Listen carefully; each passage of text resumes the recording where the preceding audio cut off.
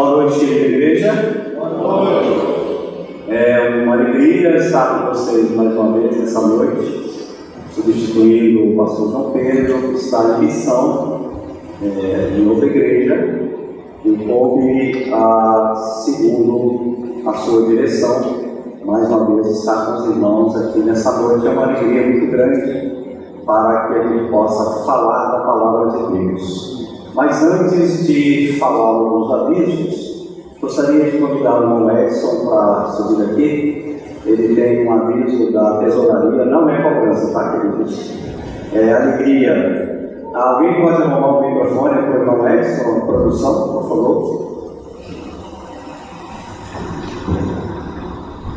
Tudo bem?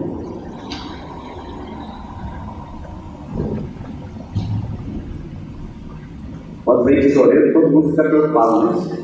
Mas acalma o coração, Deus é bom.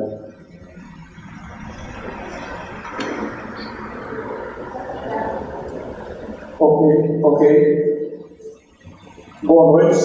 Boa noite. E incumbiu também o pastor João Pedro de falar sobre nosso encontro, sobre nosso encontro de domingo, dia 1º, quando teremos a Assembleia Extraordinária. Mas antes disso, eu quero parabenizar as mulheres da IBLS que fizeram o seu encontro ontem. E eu foi brilhante o encontro, a palestra, não é?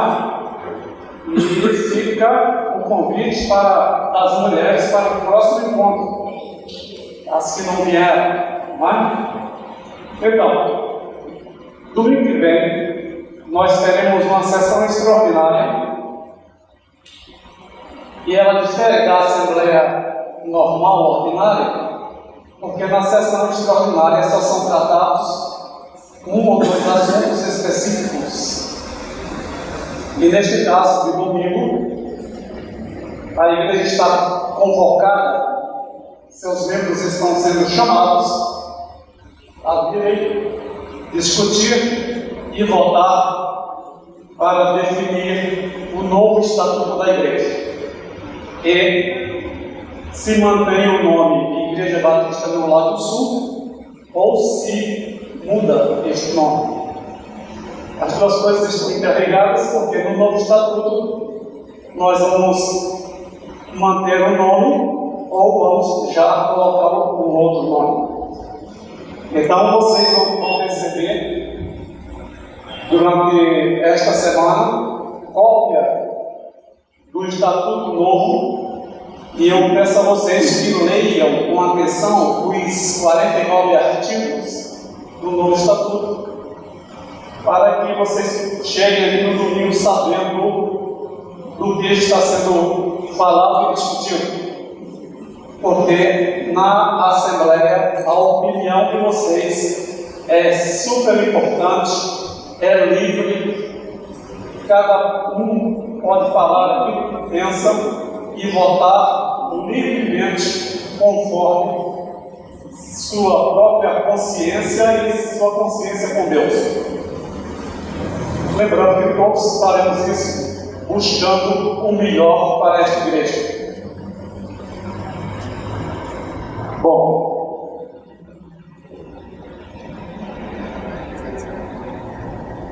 No sábado, vocês viram aí, nós temos um encontro de homens, que começa aqui às 15 horas, neste próximo sábado. Todos os homens estamos convocados.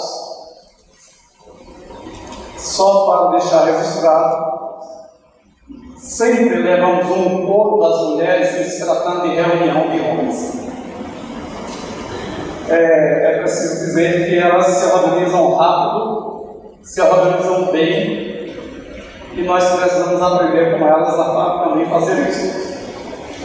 No convite, está sendo pedido que cada homem traga um quilo de carne, mas eu preferiria e facilitaria a vida de todos se vocês, ao invés de um quilo de carne, homens, já trouxerem entre 5 e 10 espetos cada um.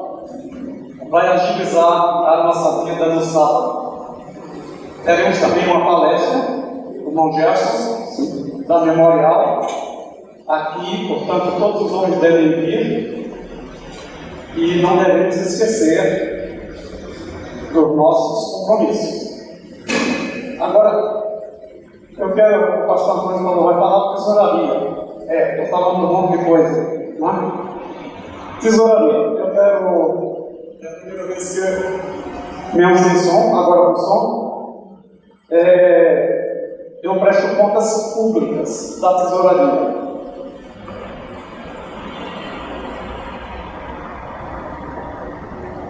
Nós assumimos em agosto, e quando o tesoureiro anterior a mim, Joaquim, falava de déficit, ele estava falando de uma coisa do apanhado no início do ano, janeiro até dezembro, aquilo que a gente prevê e aquilo que a gente está gastando mais do que arrecada. Quando o Joaquim me entregou a tesouraria, essa diferença virá em torno de 7 mil reais. Agora, em setembro, essa diferença vira em torno de 5 mil reais. Então, houve uma queda nessa diferença, e a ideia é continuarmos trabalhando para que, pelo menos até dezembro, nós zeremos essa diferença. Eu e o Juscelino, segundo tesoureiro, estamos à disposição de todos para prestarmos informações, tirarmos dúvidas, e eu publicamente quero já agradecer ao irmão Ailton, que ofereceu seus préstimos para nos auxiliar nessa área. Isso é muito bom. Obrigado, irmão Ailton, porque já está escrito contato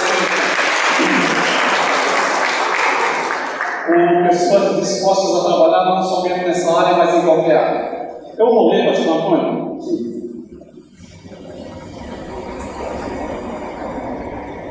Um texto que é super conhecido, de Malaquias 3.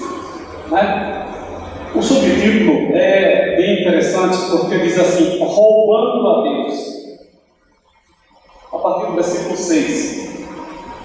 De fato, eu, o Senhor, não mudo. Por isso vocês, descendentes de Jacó, não foram destruídos.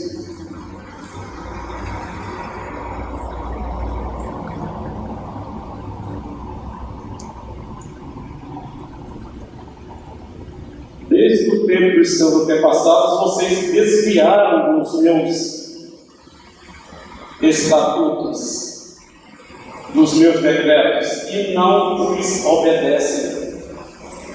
Voltem para mim e eu voltarei para vocês, diz o Senhor dos Exércitos.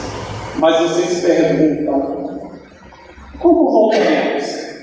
Pode um homem roubar a Deus? Contudo, vocês estão me roubando. E ainda perguntam: como é que te roubamos?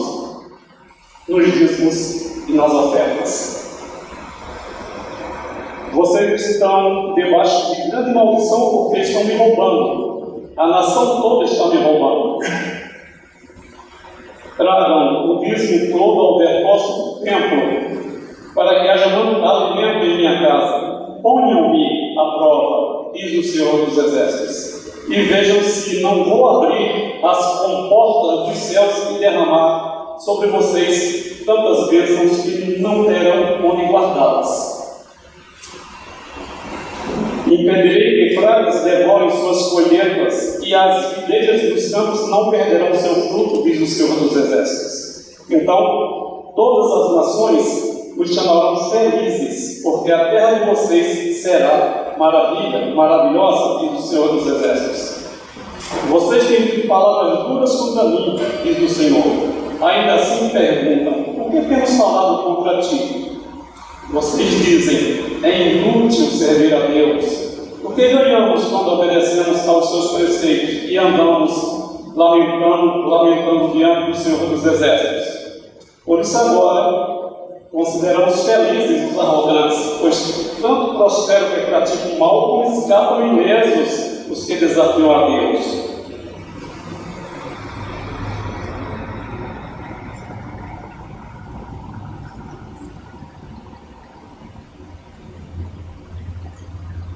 No dia em que eu agir, diz o Senhor dos Exércitos, eles serão o meu tesouro pessoal, eu terei compaixão deles como o pai tem compaixão do filho que lhe obedece.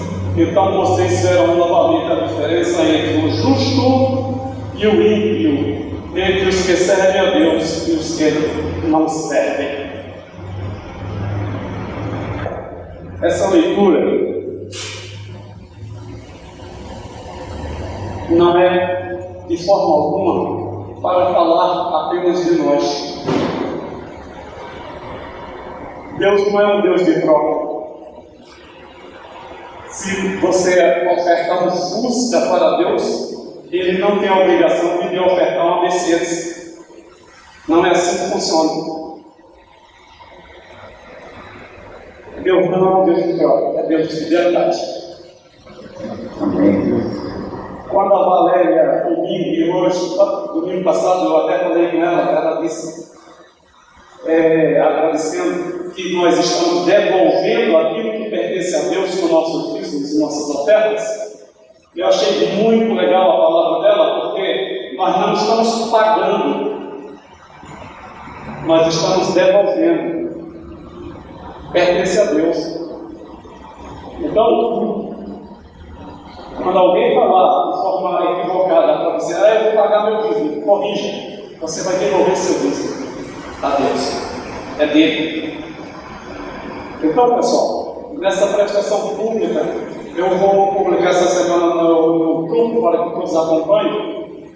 Observem bem, pensem bem. E hoje, o agradecimento que nós vamos fazer agora, todos nós vamos agradecer a vida uns dos outros. E são vocês que têm mantido essa igreja de pé, são vocês que têm mantido a fidelidade de Deus, são vocês que têm praticado aquilo que o profeta falou. São vocês que estão trazendo mantimentos para a casa do Senhor.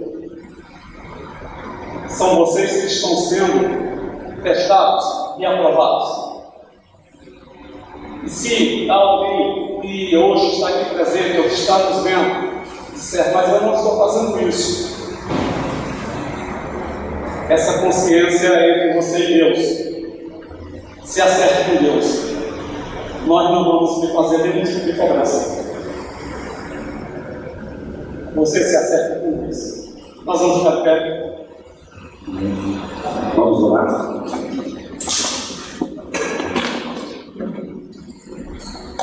E estava fazendo um desafio essa semana, pastor Antônio. Os que quiserem e os que puderem, se ajoelhem diante de Deus e agradeçam a Deus pelos mantimentos da casa dele. Amém.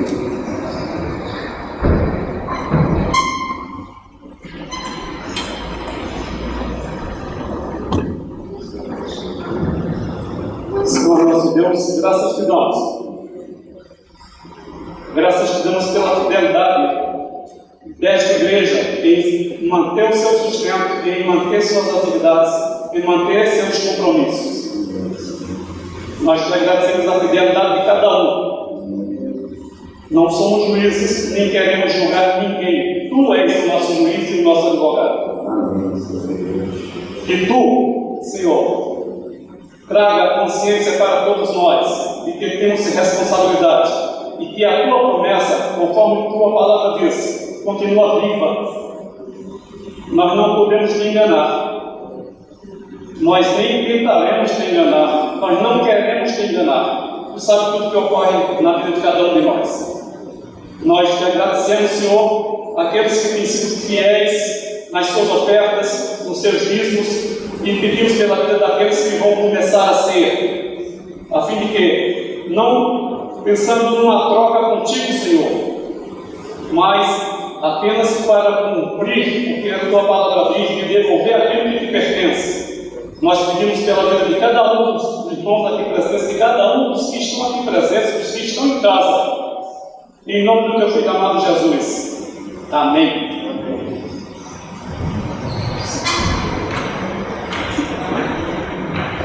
Pode aceitar, queridos. Nesse sábado, o pastor João Pedro pediu que eu convidasse alguém para brilhantar esse encontro dos homens.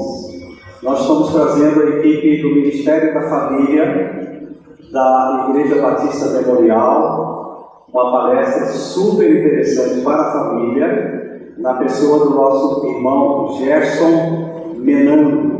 Então eu gostaria de fazer esse apelo aos homens. É claro que as mulheres que quiserem vir serão bem-vindas. Nós vamos empatar o jogo no sábado. E eu gostaria muito que os homens, os jovens, pudessem estar aqui a partir das 15 horas, porque a gente não pode decepcionar essa equipe que está vindo do Ministério da Família, lá da Igreja Batista Memorial. Fiz o contato essa semana e eles se dispuseram a vir. Vai ser um encontro maravilhoso. E depois teremos alguns momentos de lazer e o churrasco. Mas a palavra que vai ser trazida é muito importante para as famílias. Então eu estou fazendo esse apelo. Por favor, venham sábado, porque nós precisamos encontrar a igreja com muitas pessoas para receber esses nossos convidados. E nessa quarta-feira continuamos com a nossa reunião de oração, que vai ser dirigida pelos jovens. Cadê os jovens da igreja? Está meio devagar porque o Flamengo perdeu, né? Então, quarta-feira, os jovens vão dirigir a reunião de oração a partir das 20 horas. Venham, tem acontecido poderes maravilhosos nessas reuniões, e tudo aquilo que vocês escreveram, nós estaremos orando aqui na quarta-feira, e Deus tem feito maravilhas nessas reuniões de oração. Esse é o momento de você cumprimentar a pessoa que está do seu lado. Estou vendo que temos pessoas novas. Levante, dê um abraço, fique sabendo quem são essas pessoas. Visitante, você é muito bem-vindo à casa do Senhor. Que alegria ter vocês aqui nessa noite. É uma alegria muito grande. Sejam bem-vindos. Pode dar mais um pouquinho de volume no meu microfone? Um pouquinho de volume? Aí, tá bom, beleza? Maravilha. Procure saber quem é o irmão. Convide ele para estar aqui sábado.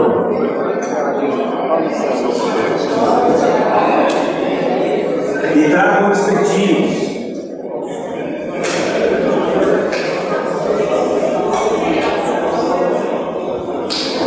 Amém.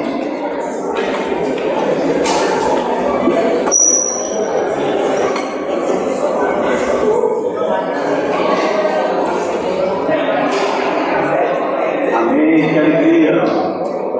Vamos voltar ao primeiro amor, querido. Vamos assentar.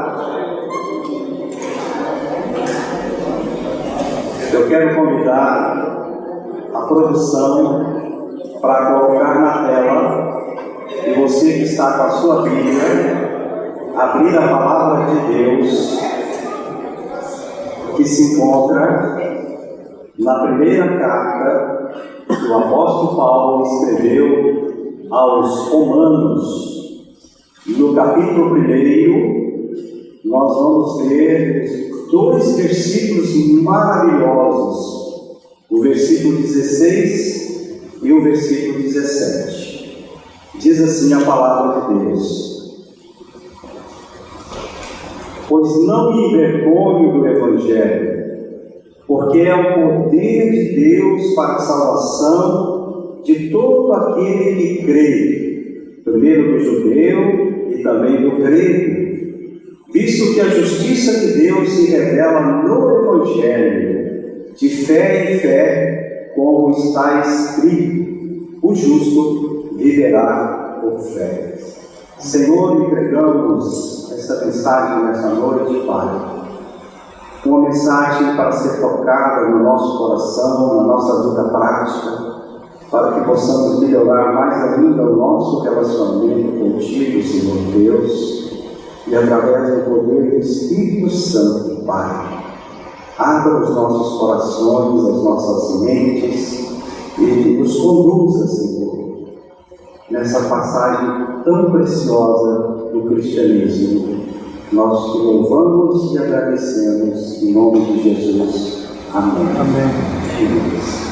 A carta de Paulo aos Romanos, e antes eu queria dizer que esse culto está sendo gravado, não está sendo transmitido, porque estamos com problemas de internet nessa região do Jardim Botânico e também em São Sebastião e Mangueiral.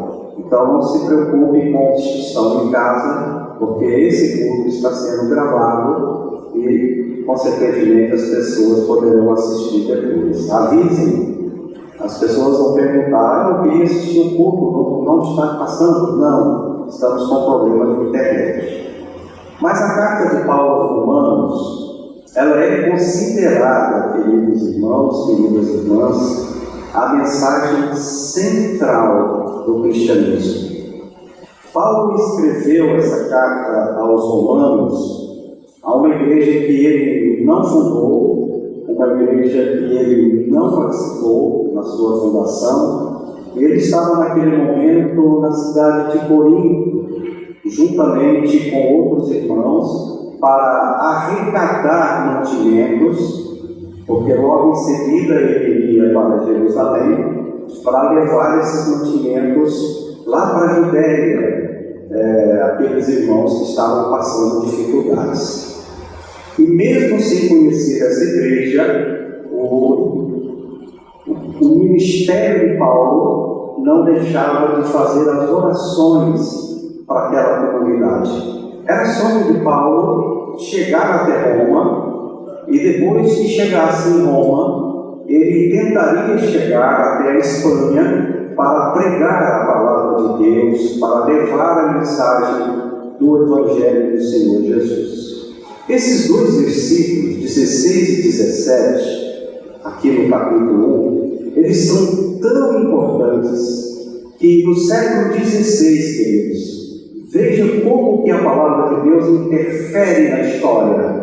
No século XVI, Martinho Lutero e os reformadores do chamado protestantismo, através desses 2 versículos, eles mudam completamente a sua ideia, lembrando que Martinho Lutero era da Igreja Católica Romana, mas ao perceber e estudar esses 2 versículos, Martinho Lutero passa a entender e lança os 5 fundamentos principais da reforma protestante, através da mensagem de Paulo. Que seria essas mensagens? A primeira mensagem seria aquela que está escrita sola fide, ou seja, somente a fé. A outra mensagem, sola gracia, somente a graça do Senhor Jesus salva. Sola Escrito, ou seja, somente a Escritura salva. Sola Cristo, somente Cristo. E finalmente traz a mensagem final: sola Deo glória, ou seja, só a Deus devemos dar glória. Então esses 2 versículos mudaram completamente os rumos da religião. E esses versículos merecem da nossa parte uma reflexão por frase, para que os irmãos possam entender qual que é essa mensagem. Vamos recordar um pouquinho. No começo desse mês, o pastor João Pedro pregou em Filipenses capítulo 3, que a nossa pátria está nos céus. Domingo passado, nós levamos a palavra para os irmãos que somente acima de tudo o Evangelho deve ser a condução da nossa vida. E hoje a gente vai falar um pouco desse Evangelho, refletindo sobre essa frase que compõe esses dois versículos, essas frases maravilhosas que mudaram a religião do mundo. Vamos refletir um pouco. Pois não me envergonho do Evangelho. O que Paulo quis dizer com isso? Nós lembramos que Paulo foi um perseguidor ferrenho dos cristãos. No capítulo 8 do livro de Atos, nós vamos ver a passagem que, ainda como Saulo, Paulo assombrava todos os cristãos, prendia os cristãos e fazia um terror em Jerusalém na busca da caça daqueles que seguiam Jesus Cristo. Homens e mulheres eram colocados na cadeia através de Saulo. E aqui faz uma reflexão importante, porque os dois maiores personagens da história de Deus, Pedro e Paulo, foram homens que procederam mal diante de Deus. Pedro negou Jesus 3 vezes, Pedro andou com Jesus 3 anos e 3 poucos meses, e mesmo assim foi preciso Jesus Cristo, na ressurreição, ficar ainda mais 40 dias para que pudesse chegar até Pedro e repetir: Pedro, tu me amas? Pedro, tu me amas? Pedro, tu me amas? E aí há a conversão maravilhosa desse servo de Deus. O que você quer dizer com isso, pastor? Eu quero dizer que, apesar dos nossos pecados, apesar das nossas transgressões diante de Deus, Deus faz justiça e Ele nos reconcilia para que a gente possa seguir verdadeiramente o Evangelho. Pedro passou então a ser o maior pregador, é o artista principal daquela passagem de Pentecoste, quando Pedro consegue a conversão de mais de 5.000 pessoas e ele ora e batiza aquelas 5.000 pessoas. Aquela pessoa que tinha negado Jesus 3 vezes. Todas as vezes nós temos negado Jesus Cristo. Todas as vezes nós temos deixado Jesus de lado na nossa vida. E agora vem Paulo, o perseguidor. Esse perseguidor ferrenho pelo judaísmo que estava predominando em Jerusalém. Paulo começa a fazer todo tipo de perseguição possível. Ele coloca na sua cabeça que é preciso prender e matar os cristãos. Vai até o sumo sacerdote e pede autorização para ir para Damasco para perseguir os cristãos que lá estavam. E o que acontece? Naquele caminho, mais uma vez, Jesus bate nas costas daquela pessoa. Paulo, por que me persegues? Paulo, por que me persegues? Paulo assustado: quem é tu? Sou Jesus Cristo, para de me perseguir. E naquele momento Paulo fica cego, ele cai ao chão e nasce naquele momento um novo homem, acreditando a partir daquele momento que Jesus Cristo é o Filho verdadeiro de Deus, que Ele morreu naquela cruz para nos salvar. E dispara pela vida toda como um dos maiores missionários que a história bíblica nos mostra. Nessa viagem, Paulo se curva diante desse Jesus Cristo. E naquele momento nasce um novo homem.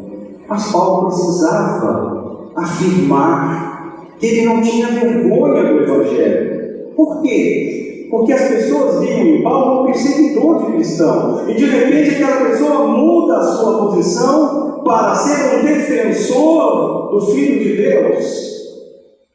Por isso que ele fala: eu não tenho vergonha do meu passado.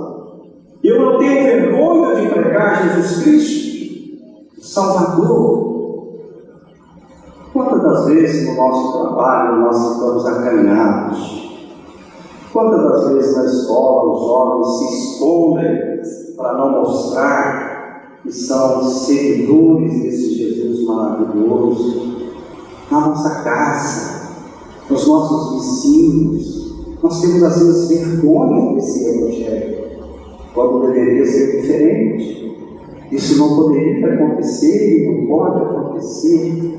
Nós temos vergonha de proclamar esse Jesus Cristo vivo, que modifica a nossa vida, que cura, que liberta, que nos consola. Eu quero fazer uma provocação nessa noite, e você vai refletir se Jesus já não modificou alguma coisa na sua vida. Já, e modifica todos os dias.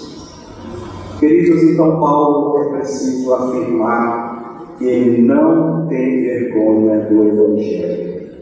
E agora uma reflexão das mudanças da palavra, porque é muito perigoso, e eu fico muito preocupado quando a pessoa diz que é evangélico, fala com a boca cheia.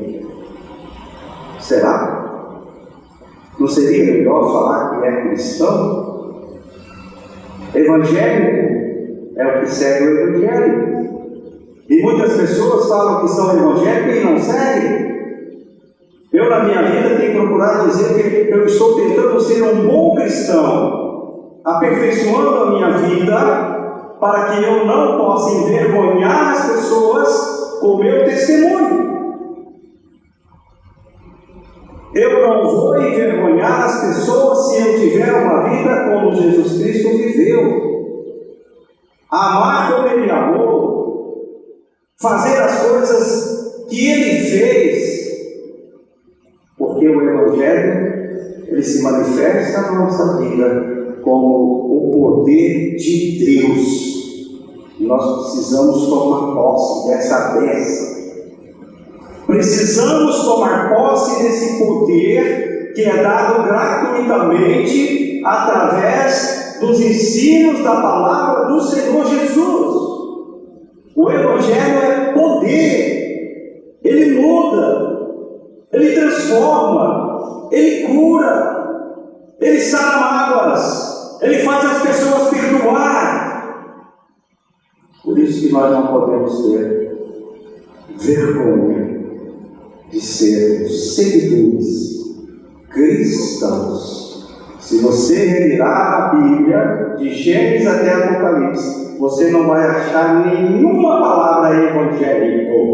Você vai achar evangelho, mas você vai achar cristãos. Porque tudo começou no livro de Atos, quando aqueles seguidores de Jesus Cristo eram chamados os do caminho, porque caminhavam pregando a palavra de Jesus Cristo. E lá em Antioquia, quando há um encontro maravilhoso de Pedro e Paulo para acertarem como seria a vida e a pregação do Evangelho, eles passam a ser chamados de cristãos. Ser cristão é seguir Jesus Cristo. Nessa segunda frase, a frase mais poderosa que é encontrada na fala do apóstolo Paulo: o Evangelho é o poder de Deus para a salvação, mas aí Paulo complementa: a todo aquele crê. Quem não crê não tem esse poder. Olha que interessante. As pessoas ficam buscando poder em todos os sentidos da vida: o poder material, o poder de comandar, o poder de mandar.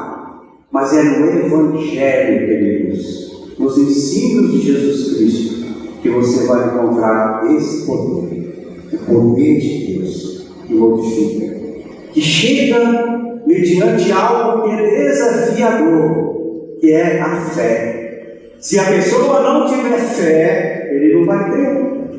E fé é algo muito especial, porque diz a palavra de Deus que você vai crer naquilo que você não vê.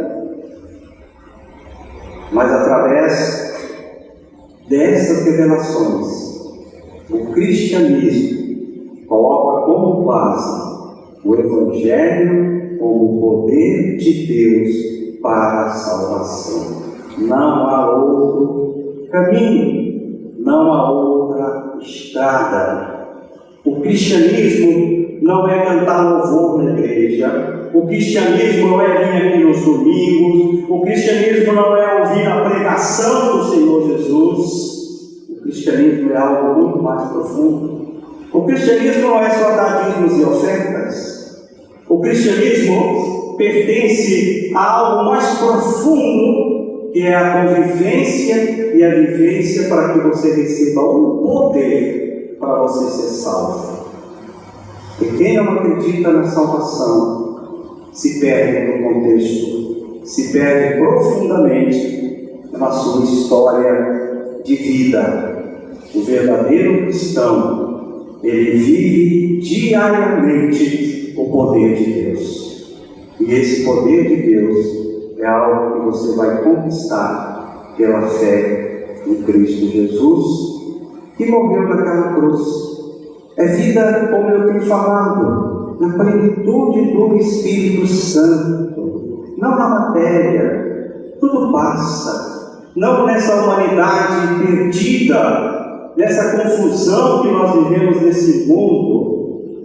E quando a gente abre, vou pedir à produção para prestar atenção aqui um pouquinho e colocar Marcos capítulo 8, versículo 36, por favor, que está escrito: que aproveita o homem ganhar o mundo inteiro se perder a sua alma.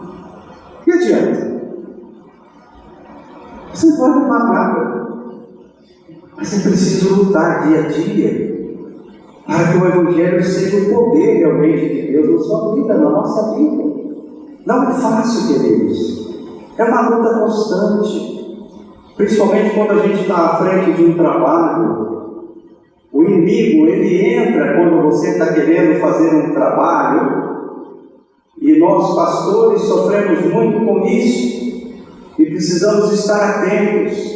A liderança da igreja é dispersada pelas internet da vida, pelos WhatsApps que ficam dentro da igreja. É o inimigo trabalhando, porque ele não quer que você tenha esse poder da sua salvação. O mundo vive no pecado, nós vivemos no pecado, mas Deus nos dá, através do seu poder, através da sua justiça, que nos revela esse algo fantástico que é o Evangelho. O que é o Evangelho? Os ensinos de Jesus. E a justiça de Deus é a única que permite a reconciliação. Não tem outra justiça. A justiça humana não nos concede essa permissão. Mas a justiça de Deus é capaz de transformar a pessoa pior desse mundo numa pessoa maravilhosa quando ela aceita Jesus e passa a receber o poder da salvação. O Tribunal de Justiça nenhum faz isso. A justiça é dos homens, mas a justiça de Deus nos permite a reconciliação, nos permite livramento dos pecados, da culpa, da mágoa, do perdão. E quando nós seguimos esses ensinamentos de Jesus, que se resume naquela morte de cruz, tão precoce, depois de 3 anos e poucos meses do ministério altamente perseguido, mas Deus envia pela primeira vez, de Gênesis a Apocalipse, uma pessoa para que a gente possa agarrar nessa fé maravilhosa que foi a morte de cruz e a partir daí mudar a nossa vida. Mas é preciso ter fé, é preciso crer, é preciso receber esse livramento. Quantas pessoas estão precisando de livramento espiritual? Quantas pessoas? Quantas pessoas estão precisando livrar do sentimento de culpa? Quantas pessoas estão passando por problemas financeiros, passando por problemas de relacionamentos? Quantas pessoas estão perdendo o rumo, descansando às vezes em outras coisas, mas cansadas, porque não procuram de forma efetiva esse poder maravilhoso que Deus concede a todos nós através do Evangelho. Deus nos julga pelo nosso comportamento. Ele nos julga no momento da nossa vida, mas Ele nos concede, em poucas palavras, uma oportunidade da gente reconciliar com a vida, ter paz. Que coisa mais maravilhosa que a paz? Dinheiro nenhum do mundo paga a paz. Que coisa mais maravilhosa do mundo que ter saúde. Vá visitar um hospital agora de enfermaria, e eu recomendo que vocês vão na Ceilândia, na enfermaria de Ceilândia, para vocês verem o submundo que aquelas pessoas estão vivendo. E você está aí com saúde, você está aí alegrando no Senhor. Nós precisamos visitar hospitais, precisamos ver o sofrimento das pessoas, principalmente os jovens, para que eles possam reconhecer que, apesar de tudo estar ruim na nossa vida, tem gente que está pior do que a gente. Mas nós temos uma esperança, nós temos um caminho.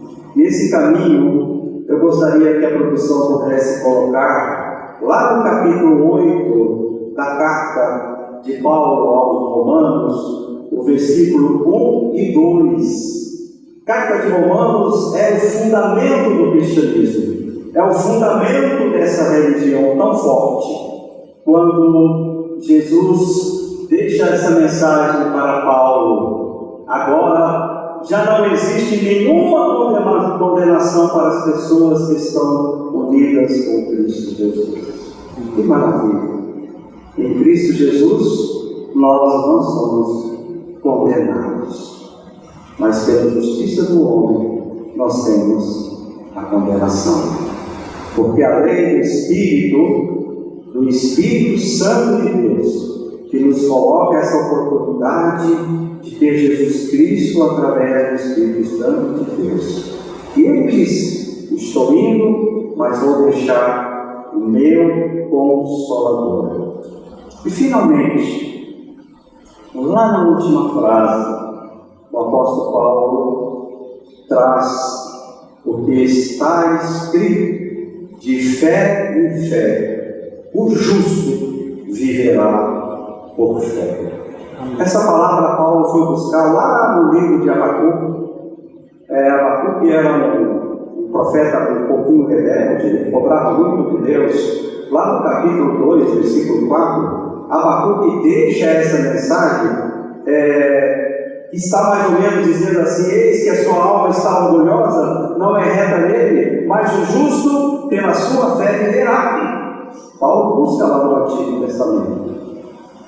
E agora, quando a gente abre lá o livro de Hebreus, a gente vai encontrar no capítulo 11, versículo 6: sem fé é impossível agradar a Deus. Olha como que as coisas vão se coligando. Olha como que as coisas vão se ligando. O Evangelho, o poder de Deus. Mas precisa ter fé. Precisa crer. Crer em Deus.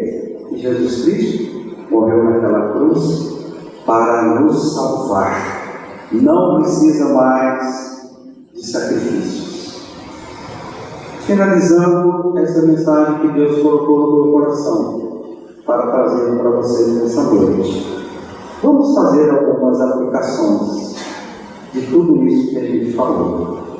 Primeiro, como pecadores, pelo Evangelho, que é o poder de Deus, podemos ser salvos. Que maravilha! Pelo Evangelho, que é o poder de Deus, nós podemos ser salvos. Eu gostaria que você nessa noite experimentasse essa proposta, se você ainda não está formado nessa ideia maravilhosa que eu todos estão.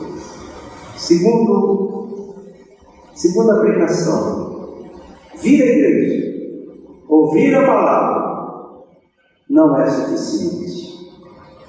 O cristianismo é muito mais do que isso. O cristianismo é um testemunho de vida, para que as pessoas olhem você e percebam que você realmente tem o poder de Deus. Não é igual aqueles filmes, né? Eu tenho o poder, eu tenho a força. Não, só Deus tem esse poder. E nessa noite eu gostaria que você saísse daqui com esse poder. Porque você pode dizer nessa noite: eu tenho poder, através do Evangelho de Cristo Jesus. E finalmente, em momento algum, queridos, não se envergonhe do Evangelho, porque ele é a salvação. Ele é, acima de tudo, o caminho. Ele é, acima de tudo, a esperança de algo que nós podemos agarrar para aliviar o sofrimento diário das nossas vidas, as confusões desse mundo, os desafios, as ansiedades, as tristezas. Nosso povo está muito triste. É porque não está se apresentando no conhecimento de Deus. Vamos ter alegria no Senhor, esperança nessa noite, para que a semana comece com esse poder maravilhoso que Deus nos concede, que é o Evangelho. Leia mais a palavra de Deus, busque Deus, a começar pela manhã. Ore a Deus, dê um tempo a Deus. Senhor, eu quero ter esse poder, eu quero aumentar esse poder, eu preciso desse poder. E aí você vai conhecendo o Evangelho, vai conhecendo os ensinos e vai corrigindo os rumos daquilo que precisa corrigir. Desligue o seu piloto automático da sua vida. Pare com isso. Passe você mesmo a dirigir a sua vida. Desligue esse piloto automático e conduza essa aeronave maravilhosa que é a aeronave da salvação. Porque a nossa pátria não é aqui. Nós estamos de passagem. Nossa pátria é lá no céu, onde nós vamos encontrar com esse Cristo Jesus. No livro de Apocalipse deixa bem relatado: não haverá dor. Quantas dores? Eu estou numa idade que a idade bombou. Dor todo dia, queridos. É dor todo dia. É dor daqui, é dor dali. Mas isso quando a gente vai, não envelhecer, viu, queridos? Quando a gente vai vivendo mais, né, irmã Maria, a gente vai ficando mais dor, né? É tanta dor, querido. Dor para cá, dor para lá. Tem dia que você acorda, oh, estou sem dor. Como aparece a dor? É a luta, né? O que eu posso fazer? Crer no Senhor Jesus. Outro ponto importante: tira aquilo que está atrapalhando a sua convivência com Deus. Risque. E vamos fazer na semana um compromisso para que o poder de Deus seja realmente utilizado na sua vida. Porque o poder de Deus é o Evangelho que salva as nossas vidas. Fique de pé. Esse é o momento que a gente está orando.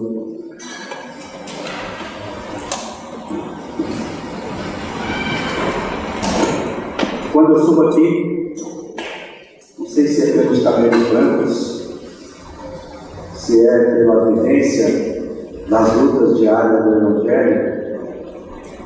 Quando eu subo aqui e começo a ver pessoas, o Espírito Santo me concede. Eu não sei se é privilégio ou se eu sou usado. Às vezes você prepara uma mensagem, mas Deus muda tudo. E Deus começa a falar. Começa a olhar para as pessoas, como eu estou olhando aqui agora. E vejo que no fundo, cada um tem uma luta, Cada um está passando por alguma coisa.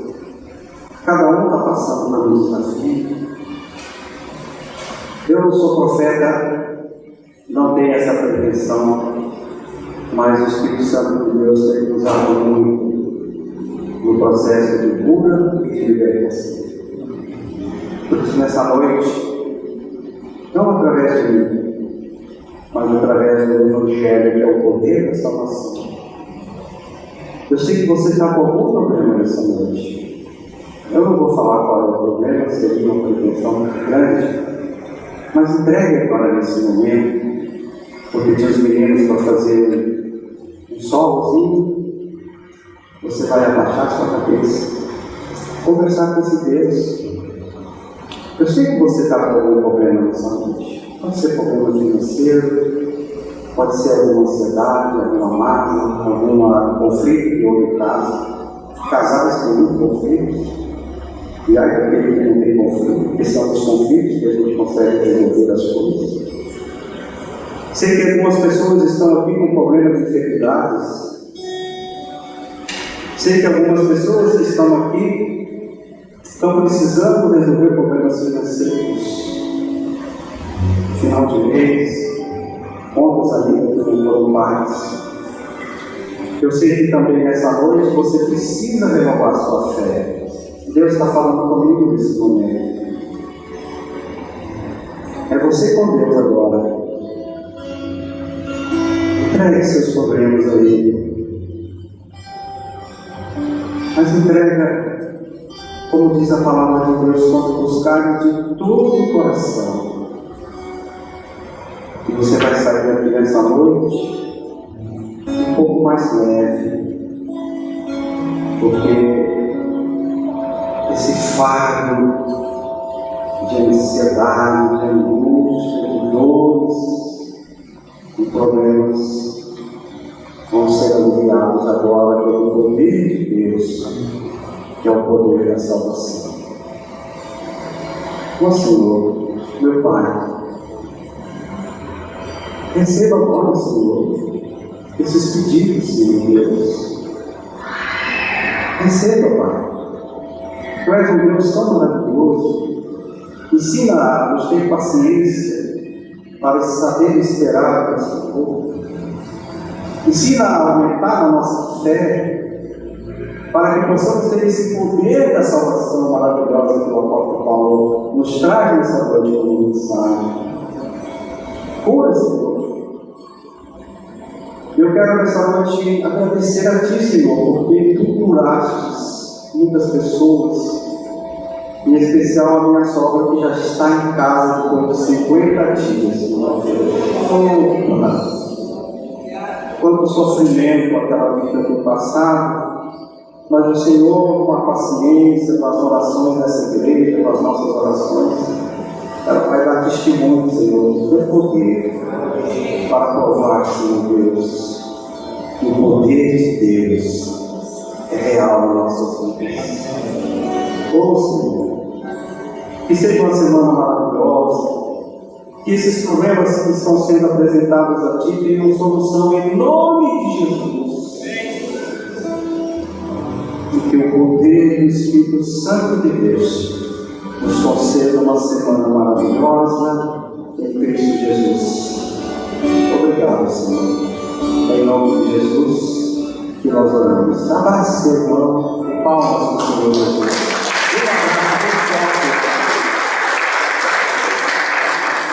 Deus abençoe e guarde.